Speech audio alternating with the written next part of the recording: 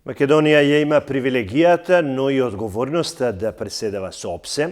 Во Виена, шефот на македонската дипломатија Османи ја представи програмата. Нарушената безбедносна состојба поради војната во Украина останува приоритет. Од Виена во живо во Централниот дневник, Лепа Джундева. Тешки времења еден, уште потешка задача има Македонија оваа 2023 година како председавач на ОБСЕ. 57 земји членки денеска токму тука во Виена седна на иста маса да разговараат за состојбата во организацијата, вклучително и САД и Русија, и тоа во време на војна во Украина и кога нема консензус во ОБСЕ. Шефот на дипломатијата Османи имаше денеска свечено отварање и се обрати пред присутните останатите 56 земји членки на ОБСЕ, кажа дека ќе се заложува за функционална ОБСЕ, дека приоритет ќе биде Украина, но и дека приоритет ќе биде и теренската работа на ОБСЕ.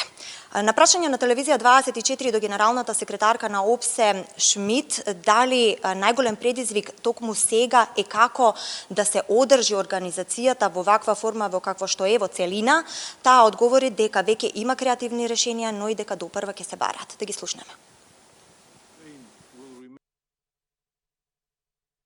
Ние сме должни како председавачи да имаме комуникација со сите земји учеснички.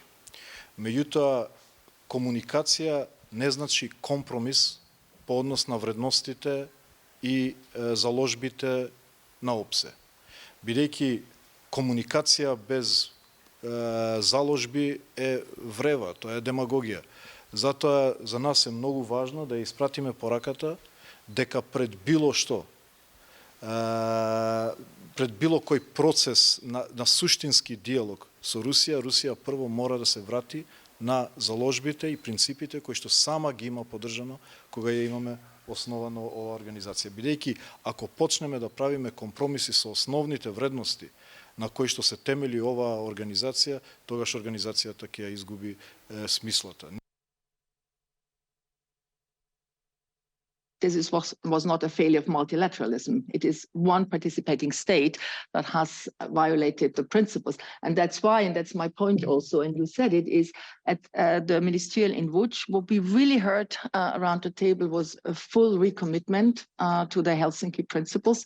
They are not up for renegotiation. You are absolutely right.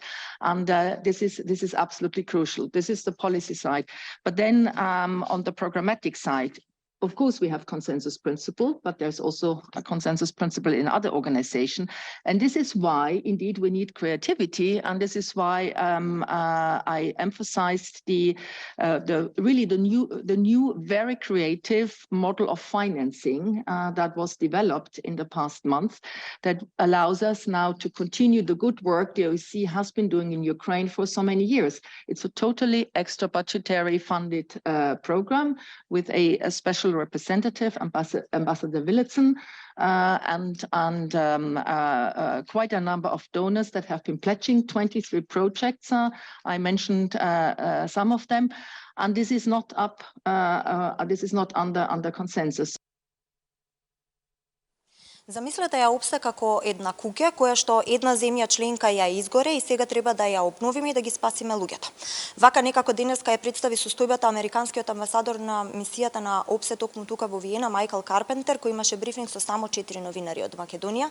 Тој кажа дека официјален Вашингтон целосно ја поддржува агендата, македонската агенда во однос на ОБСЕ. На прашање на телевизија 24, дека е јасно дека регионот, патот на регионот, Западен Балкан е кон Европската унија и дека стратешки партнер се Соединетите американски држави, но и дека е јасно руското влијание и како тоа да се спречи, Карпентер одговори дека само со подлабока евроатлантска интеграција може да се случи тоа. Да го слушнеме и Карпентер. There is a lot of Russian malign influence and malign activities in the Western Balkans. We see it across the region, especially in Bosnia and Herzegovina, in Montenegro, but in Serbia, but in other countries as well. There's a lot of disinformation, a lot of false narratives that the Russian Federation seeds into the region's media. which try to advance Russia's narrative that the war in Ukraine is somehow being caused by Ukrainians, that Ukrainians are somehow bombing their own apartment buildings, schools, hospitals, that they are perpetrating atrocities against their own people, when in fact this is blatant nonsense. And they're perpetrating narratives that are anti-NATO and anti-EU in the region, for obvious reasons, because this is what Russia does. And so, working together with the European Union, the United States is convinced that, from our perspective, the best path forward to build security, stability, and prosperity for the region is to pursue deeper Euro-Atlantic integration. And all of the states of the region, as you know, are engaged in some form of integration or accession with either NATO or the EU or both. And so we want to use those accession processes.